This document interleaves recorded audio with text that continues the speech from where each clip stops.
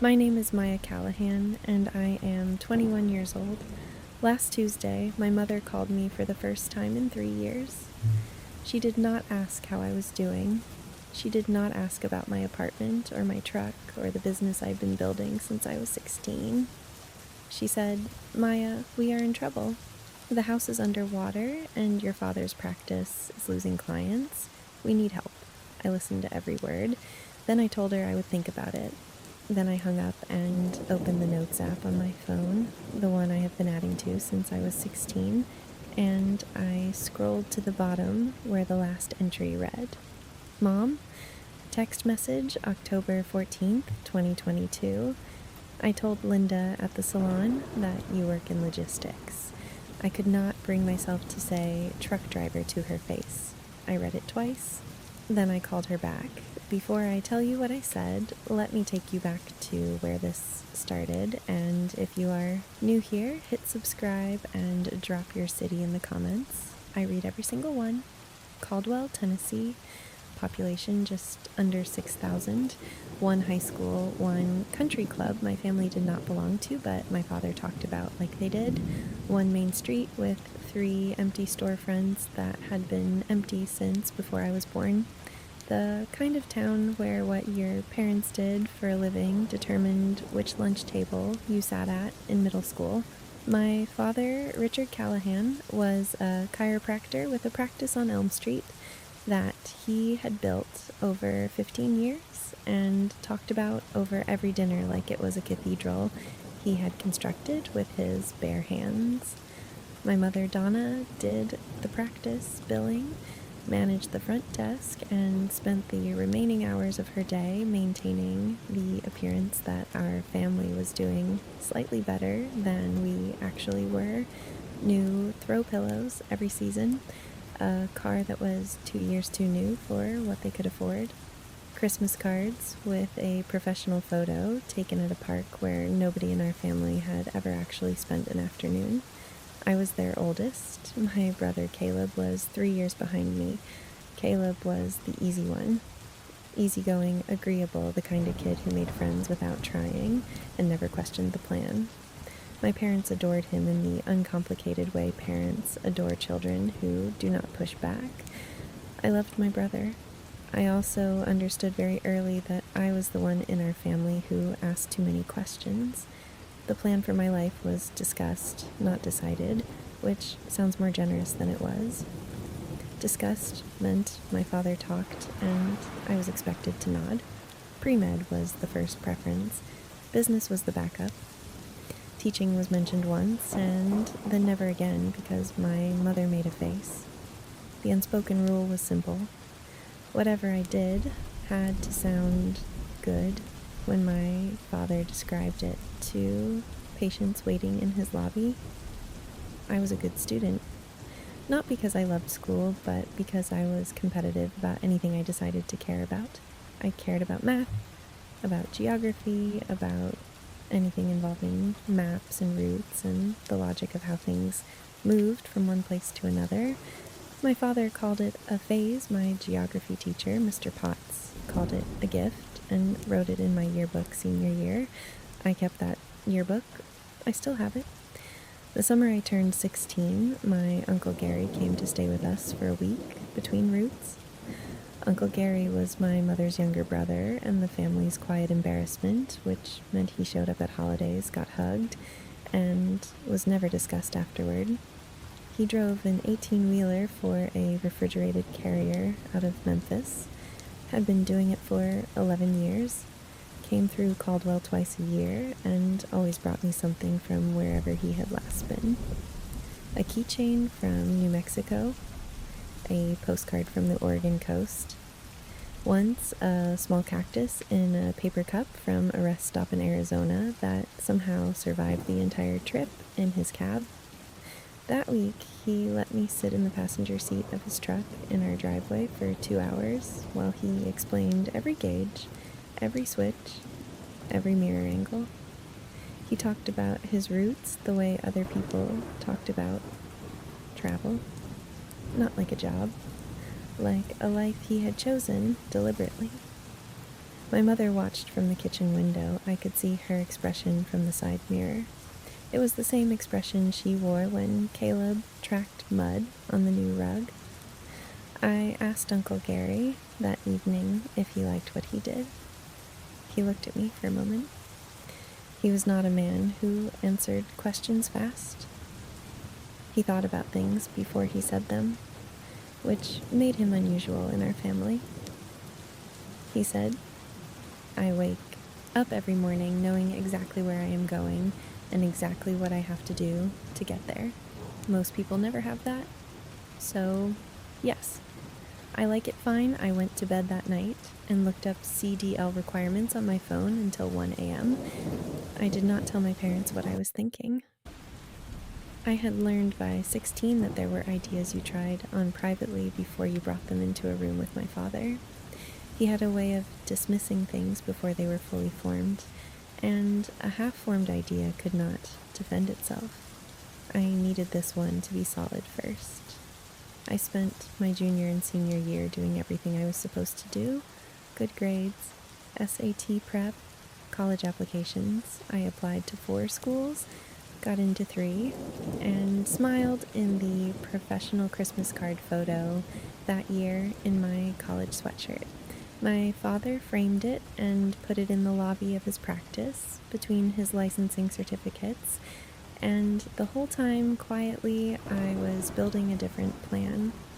If you have ever had to keep a plan secret just to protect it from the people who were supposed to support it, drop a comment, because I know I'm not the only one, and if you are not subscribed yet, do it now.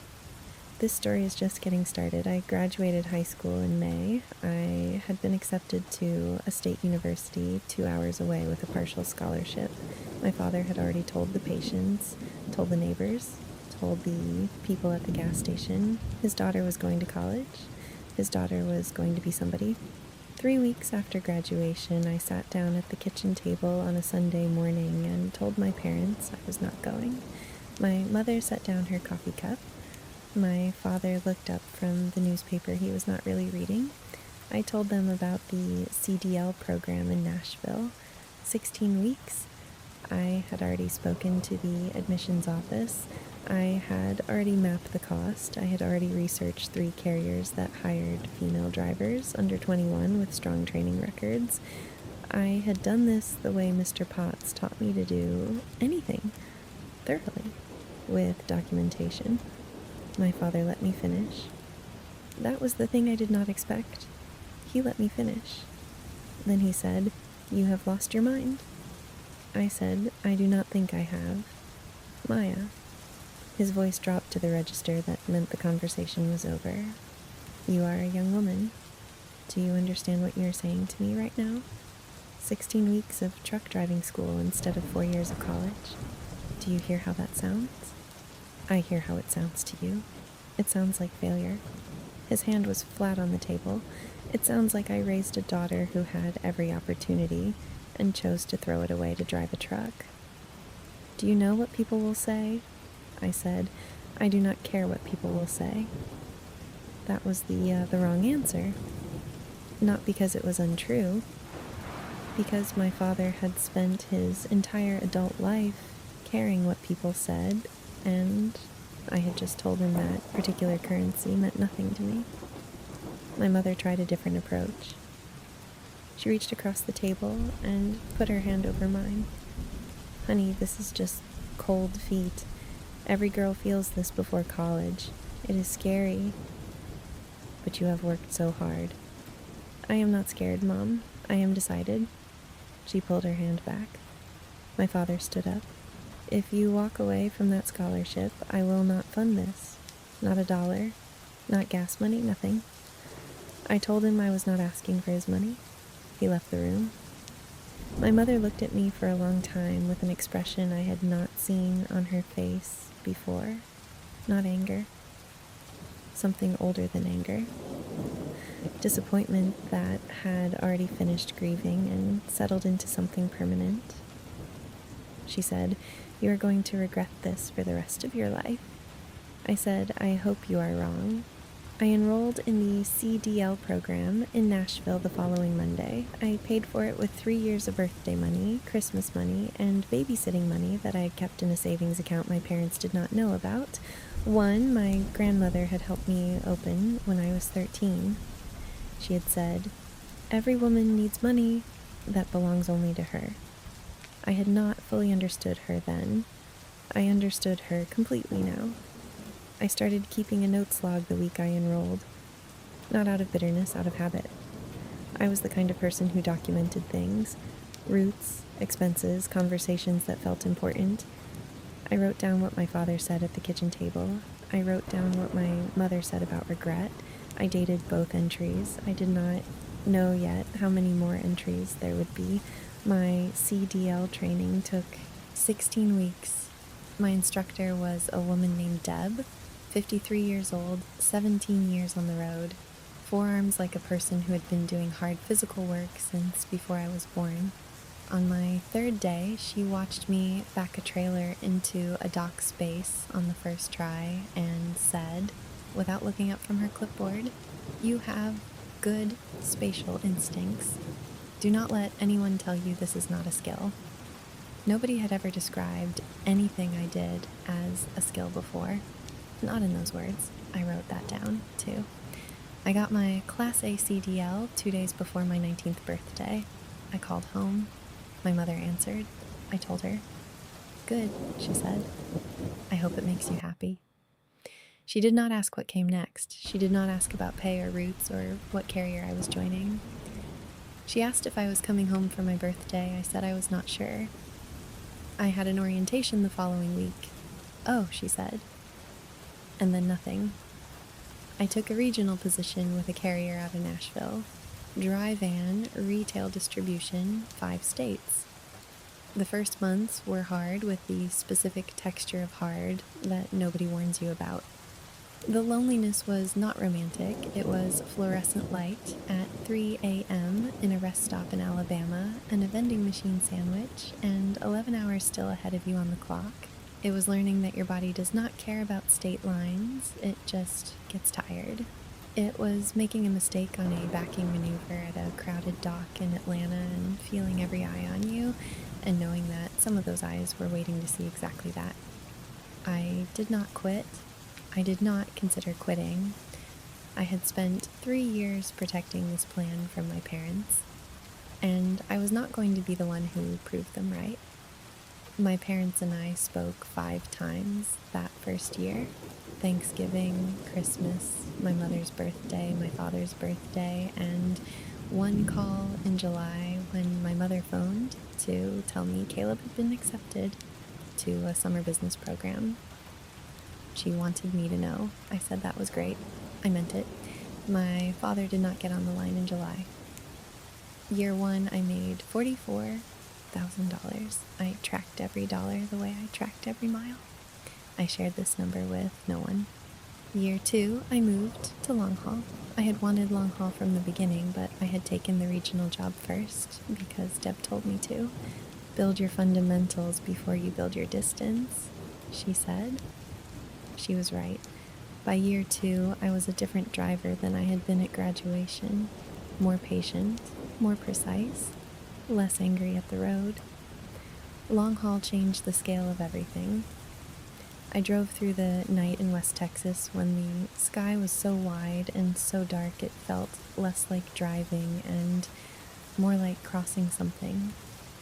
I watched the sun come up over the Cascades from a pull-off on I-84 and sat there for 12 minutes past when I needed to leave because I could not make myself start the engine yet. I called my Uncle Gary from a rest stop in Colorado and told him I understood now what he meant about waking up, knowing where you were going. He said, "Took you long enough?" I laughed for the first time in a while. My parents did not know I had switched to long haul. They did not ask enough questions for me to have to tell them. The calls had thinned to 3 a year by then.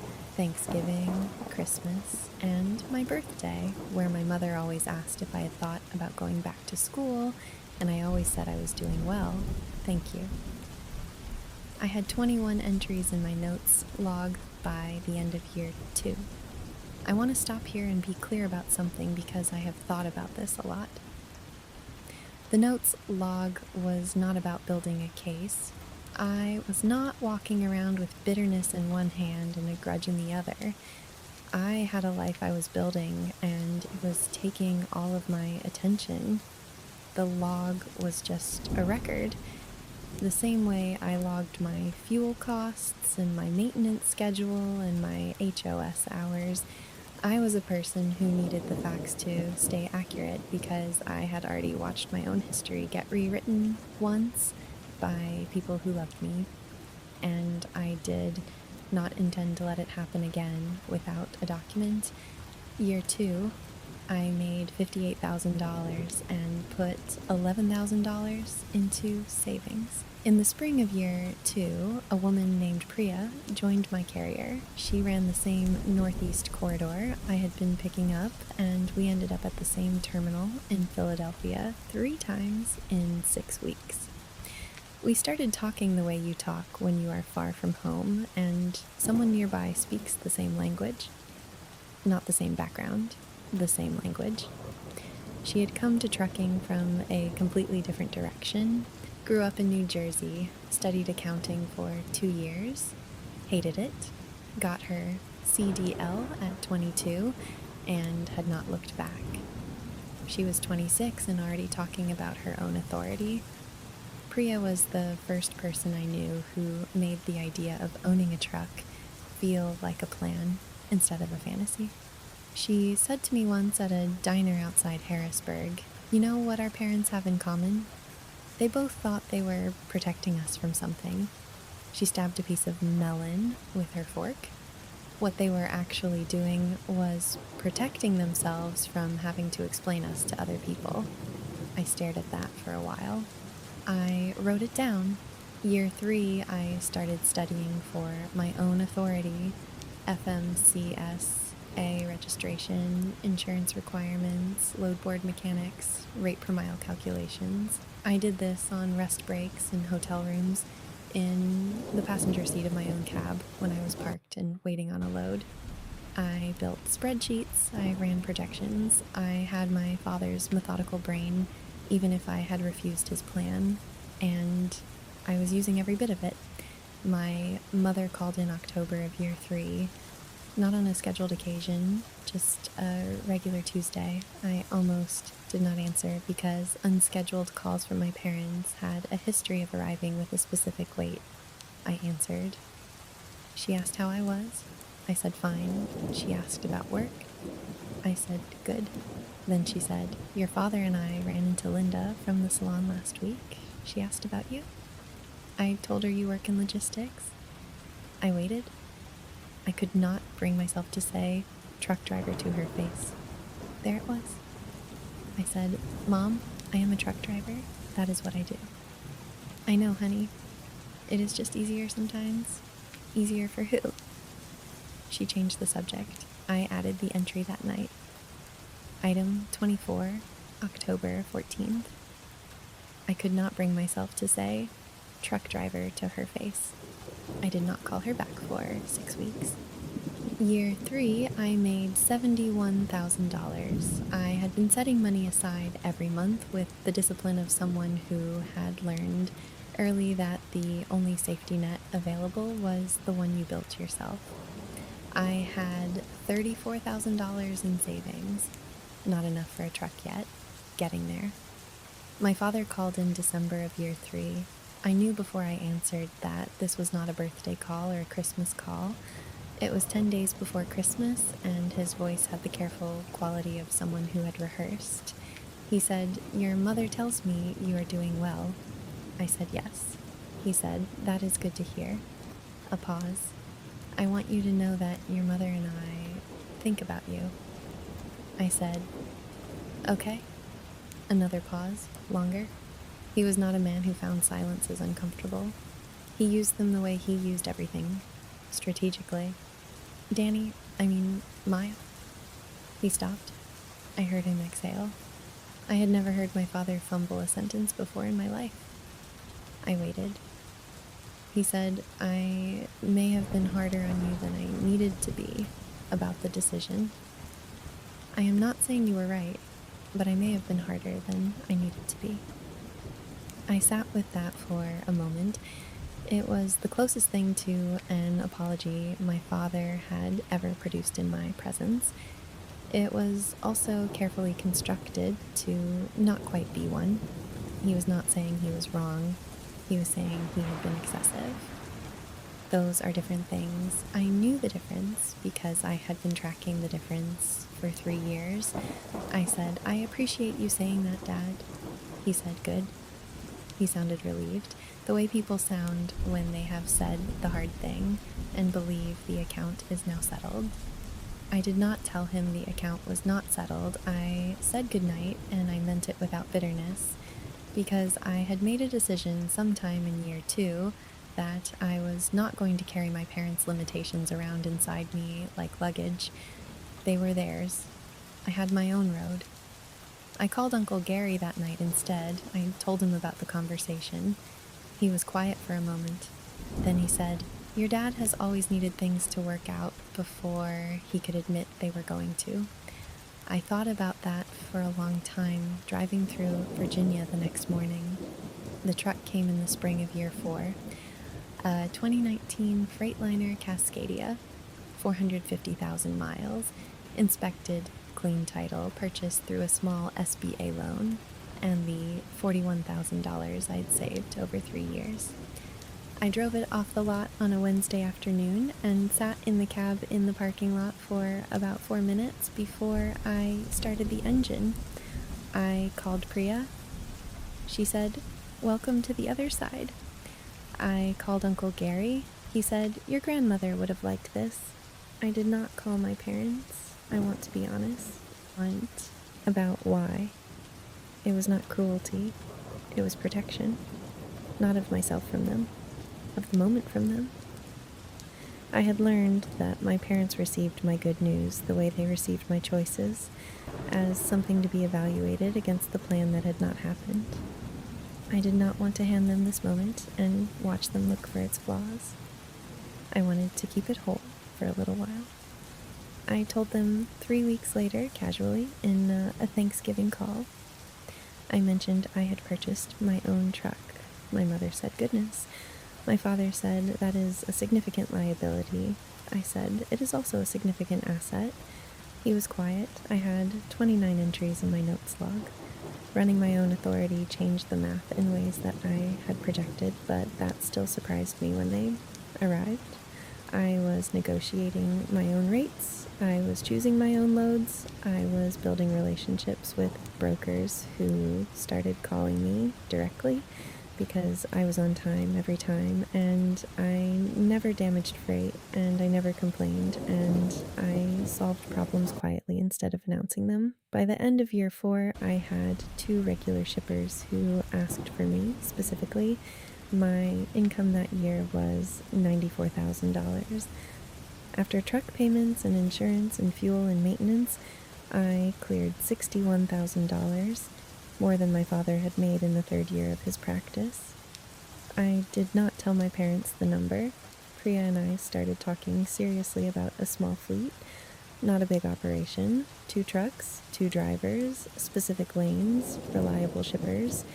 She had the business accounting background. I had the operational knowledge and the savings. We spent 4 months modeling it before we decided it was real. We registered the LLC in January of my 5th year. Callahan Priya Freight, my name first, because she insisted, and I did not argue hard enough.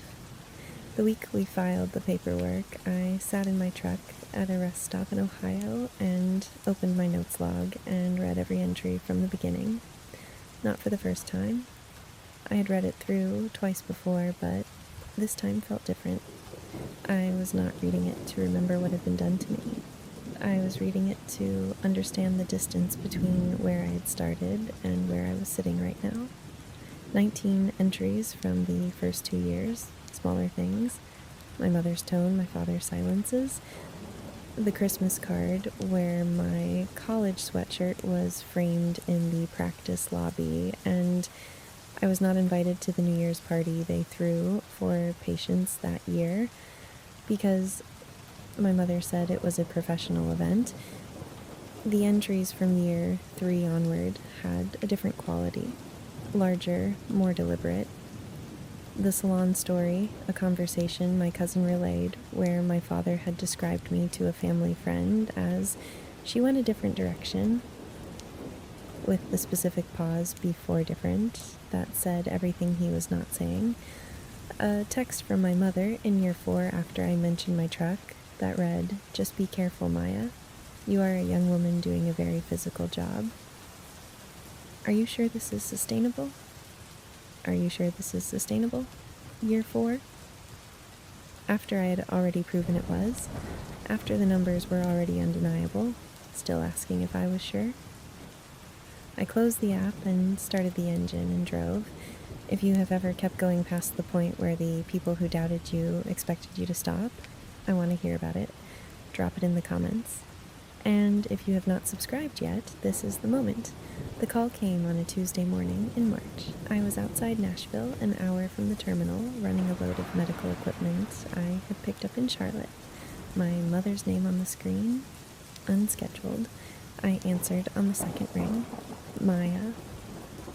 Her voice had the quality I had last heard when I was 17, and she sat across from me at the kitchen table telling me I would regret this for the rest of my life. Stripped of its usual composure, smaller, she told me about the house. They had refinanced twice in 4 years.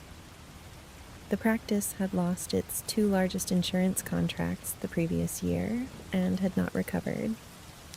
My father had taken out a line of credit against the property, and the line was now called. They needed $47,000 to avoid foreclosure proceedings. I listened to every word without interrupting. When she finished, I told her I would think about it. I hung up. I pulled into a rest area. I opened my notes log. I scrolled to the bottom. I read the last entry. The salon story. I could not bring myself to say, "Truck driver" to her face. Then I scrolled to the top. Item 1, June 3rd. The kitchen. Table. You have lost your mind. I sat there for 11 minutes. I was not deciding whether to help them. I had made that decision before she finished the sentence. They were my parents. The house was my childhood home. These facts did not disappear because the relationship was complicated. What I was deciding was something different. I called her back. She answered before the first ring finished. "I need you and Dad to hear some things before I tell you what I am going to do. Can you put him on?" A pause. Then my father's voice. "Maya, I am going to help you. I want to say that first, so everything else lands in the right order. I am going to help you." I opened my notes log, and I started reading. Not loudly, not with anger in my voice. I read the way Deb taught me to drive, like I was talking to it, not fighting it. Item 1, June 3rd, 19 years old. You have lost your mind. Item 2, August 17th. I cannot tell what I do for a living to someone at a salon. Item 3, December 22nd. She went a different direction with the pause. I read 29 items, dates, words, context. 5 years of a record I had kept not because I planned this moment, but because I was a person who believed that facts should stay accurate. My father did not speak. My mother made a sound twice that was not quite crying and not quite not crying. When I finished, I closed the app. That is what the last 5 years looked like from where I was standing. I said, "I wanted you to know that I know, that I kept track, not to punish you, because the story of what happened between us belongs to both of us, and I did not want to be the only one who remembered it correctly." My mother said, "Maya," her voice was very small, "I am going to transfer $47,000 into your account by end of week. No loan, no repayment plan, because you are my parents and I love you, and that is what the money is for. But I need you to understand something clearly. This is not proof that you were right about my choices. My choices paid for this.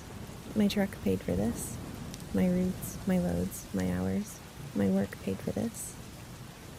My father said nothing for a long time.